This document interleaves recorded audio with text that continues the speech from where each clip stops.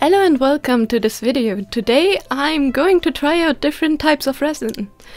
So I always wanted to try out alternative types of resin, and so I picked these two up. So the first one is like a powder mix that is like acrylic based, and the second one is a quick cure resin. But first let's have a look at the quick cure resin actually. Now I've seen these all over in the art doll making community, and I was always interested, and I finally found one company that actually wasn't too expensive to get to my house, so I bought it. So basically this resin, in different quantities of course, should cure within like 10 to 15 minutes. They say on the packaging that it's for like 100 grams plus. I'm not mixing 100 gram here, but I thought, you know, it may take a bit longer, but it should still cure like quicker than a day. So I'm gonna try out different types of pigments. I'm gonna try out alcohol inks, pigment powder, and just your standard Morandi ink. So I'm basically mixing those all up here because I'm interested to see if this resin reacts with any of them, and I shouldn't use any of them. And I'm just going to use this basic teddy bear mold. These teddy bears are really tiny, so I don't expect it to really cure that quickly, and in the end it actually it started gummifying really quickly while I was pouring it, especially in the cups, but to really cure it took a little bit. Now the thing about this resin is that it turns white when it's curing, so the colors are a bit more muted, and you can see it's still slightly squishy, but you know, it's kind of decently cured. I guess it would relate to the soft stage. But anyways, this was the Morandi pigment ink, and it worked really well. Same with the pigment ink. This is just normal UV resin pigment ink. Yeah, I have them open because right after this I wanted to pour another round of resin, so yeah. Was that smart of me? Maybe not, but you know, things happen. Yeah, alcohol ink made a mess, but worked too surprisingly well. And I quite like the colors with the resin actually turning opaque. They are quite nice. And pigment powder works. I expected it to work because there was no real reason why it shouldn't. Most resins and silicones and stuff work with pigment powder, so yeah, but I still wanted to test it. And of course the control, as you can see, it's purely white, and since it's still soft, I can easily remove tiny bits from the side. Now the next one is this Carrara pulver or powder, which basically is a acrylic based resin mix thing. So this should make a stone feel. The thing about this one is that apparently there's different types of powders you can mix with the different kind of liquid acrylic resin-based stuff. I don't know how to describe it. So basically you mix them in different ratios. That's a thing to really look up for if you get this brand. There's a booklet that describes the ratios exactly for which liquid and which powder, which yeah, because the powder and the liquid actually have different ratios on them, which means if you would mix them in the ratios that's given on either one of them, it wouldn't really work. So again, same thing, I'm going to mix in all of the previous colorants. This one of course has a really grainy texture, kind of like a cement mix or something like that, but you can clean it off with water really easily, which is quite handy because, you know, it's acrylic based, so it's non-toxic.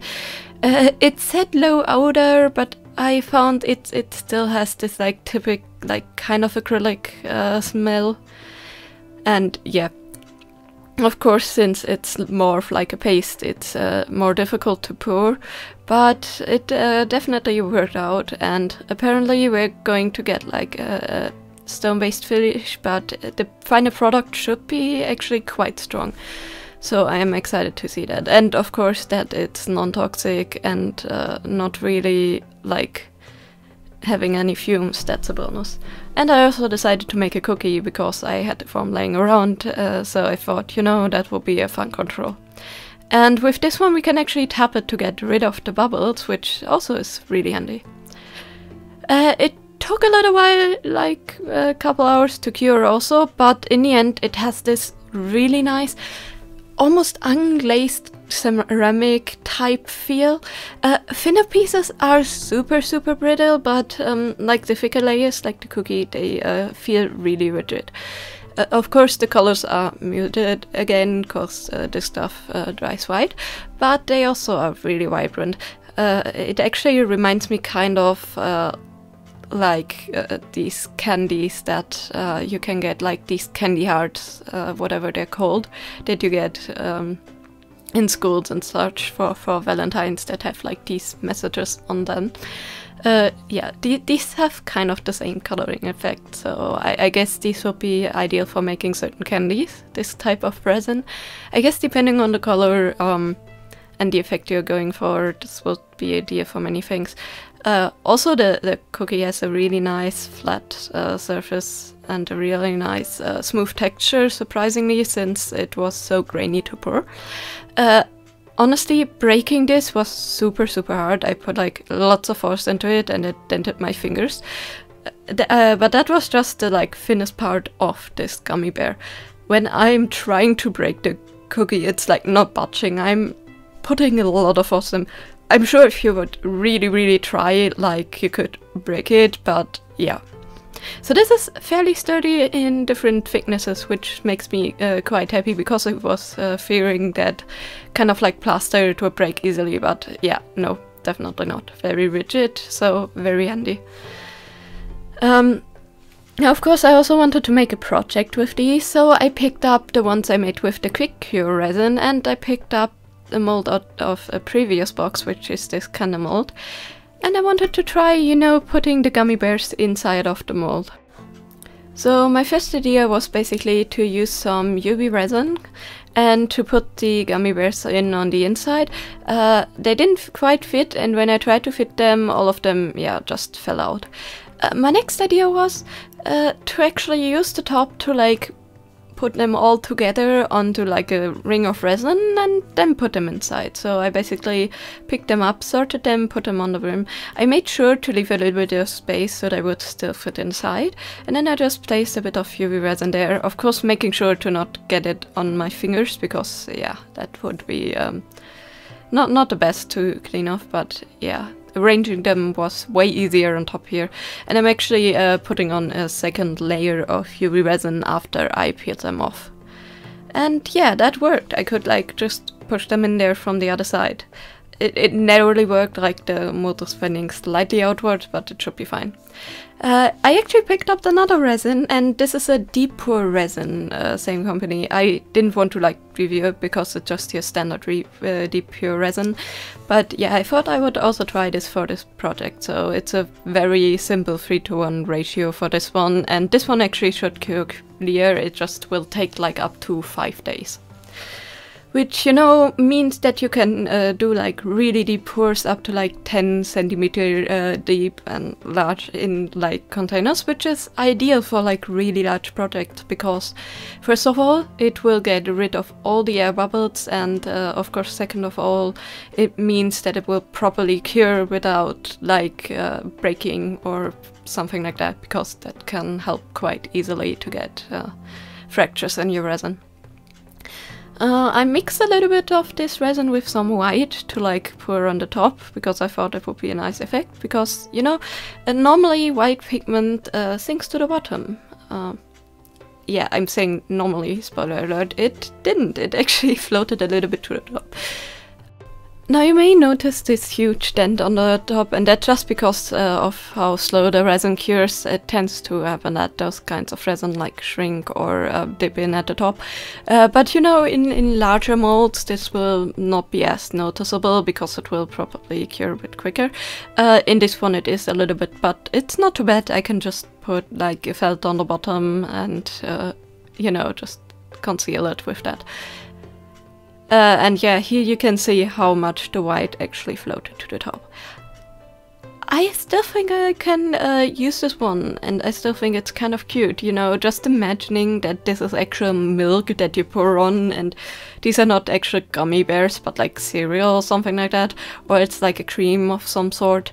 You know, imagination can run wild. But anyways, yeah. It was kind of a fail, but also kind of not.